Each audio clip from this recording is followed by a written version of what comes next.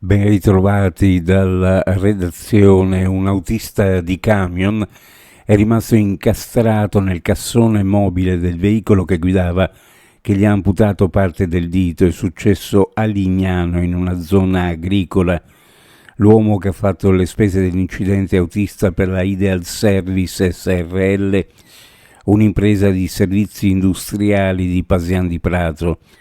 Nato nel 1987, ora risiede a Pasiano di Pordenone. Stava scaricando il concime contenuto nel cassone quando è rimasto incastrato, secondo una prima ricostruzione, accidentalmente. Cambiamo argomento. Un dibattito pubblico sul nuovo molo ottavo e terminal container che definiranno nel prossimo futuro i nuovi contorni dello scalo Giuliano per dare al meglio in là una delle opere infrastrutturali in ambito portuale più importanti del paese. Questa nuova formula di confronto, mai realizzata in Friuli Venezia Giulia, è stato promosso dall'Autorità di Sistema Portuale del Mare Adriatico Orientale.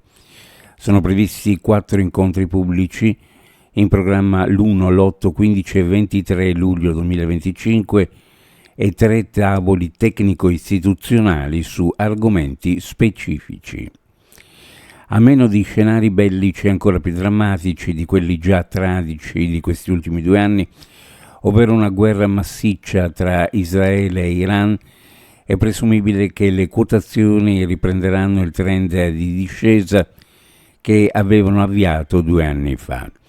È il parere di Alessio Lilli, da 10 anni, ai vertici della SIOT TAL, la società che trasporta attraverso i 753 km dell'oleodotto transalpino il greggio dal porto di Trieste alle raffinerie di Austria e Germania. Secondo Lilli, che lascerà le cariche di presidente e AD di SIOT e di general manager di TAL il 30 giugno prossimo, non c'è dubbio che la crisi attuale ha ed avrà effetti sui prezzi dei prodotti petroliferi e in generale dell'energia e del feedstock per la petrolchimica.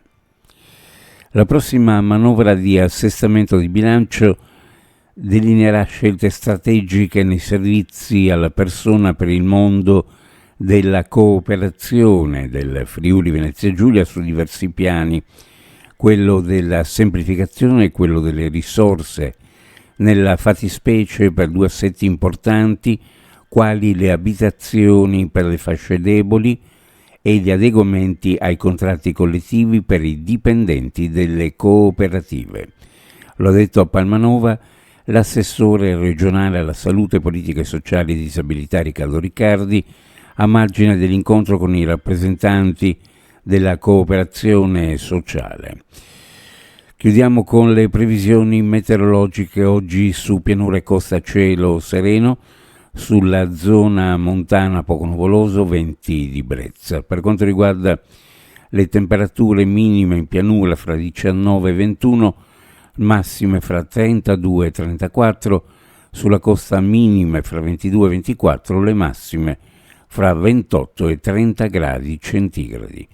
Previsioni a cura di ARPA e FVG Meteo.